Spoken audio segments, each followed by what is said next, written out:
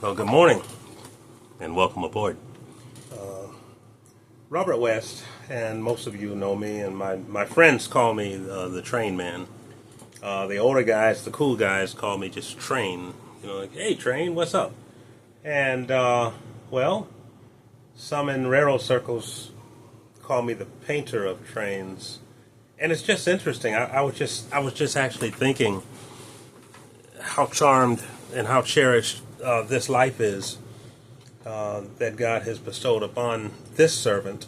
And like, wow, made a presentation at Amtrak this morning that went across very well, very warmly received, as is usually the case, because what I do is serve as a liaison between the traveling public, i.e. guests of Amtrak, and of course the staff here based in Atlanta.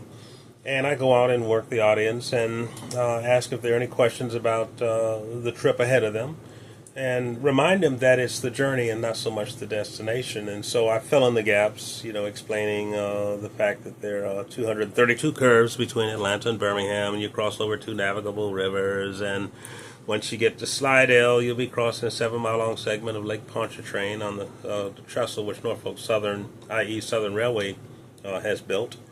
And in the process, explain to them certain historical highlights along this famous route, which actually begins in New York City and terminates in New Orleans, unless, of course, passengers are traveling on north to the Chicago and St. Louis and Kansas City, what have you, by way of the city of New Orleans, as well as further west out of New Orleans on the Sunset Limited, I believe Amtrak train number 3 and 4. I have to correct me if I'm wrong.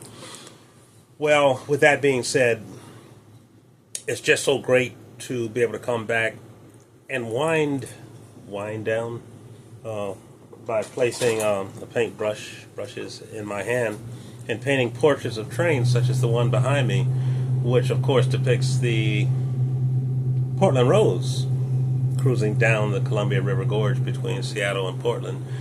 This is actually a reproduction on canvas, but we're turning it into an original painting because so much work has been done on it. Case in point, this was the print that came out a number of years ago. The edition is almost completely sold out, and this here is an unstretched version of the same train. Note the consist, which is the Heritage Overland consist, painted in Union Pacific, and I believe Southern Pacific had a similar paint scheme on some of their trains, which is basically dark gray, lighter gray with a band of white highlights. So my collector, one of my top collectors, John, hope you don't mind me mentioning your name, John had asked me to paint the more updated version of the consist. So it would not have been unusual, and it would have been prototypically correct and operationally correct to have found this consist behind the wonderful, let me move my big head out of the way here,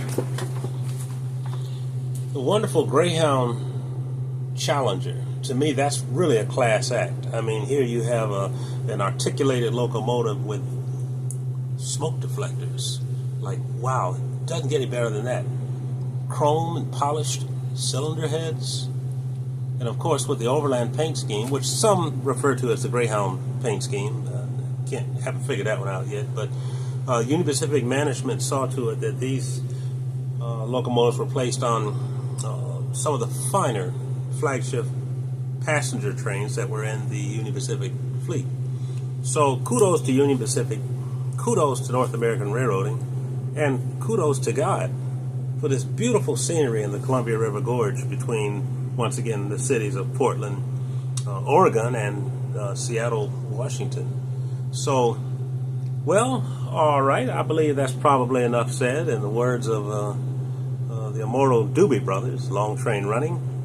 Or how about Edna St. Vincent Millay? There isn't a train I wouldn't take no matter where it's going. Or we could quote Rudyard Kipling, when the sweating troop train lay in a siding through the day where the eat would make your bloomin' eyebrows crawl, we shouted hurry by till our throats were prickly dry, and we walked him 'cause he couldn't serve us all. Now, in Indy Sunny Claim, where I used to spend me time a servant of Her Majesty the Queen of all them block-faced crew, the finest man I knew was our regimental blisty Gangadine. It was Dean, that limping lump of brickdust Gangadine. I slippity-hatted old, what to get it penalty all, you squiggity-nosed old idol Gangadine. Now the uniform he wore was nothing much before, and rather less than all for that behind for a piece of twisted rag. Under goatskin water bog was all the field equipment he could find. Now once again, mind you, and when the sweating troop train lay in the siding through the day, and the heat would make your blooming eyebrows grow, we shouted, "Honey pie!" till our throats were prickly dry, and then we walked him, because he couldn't serve us all.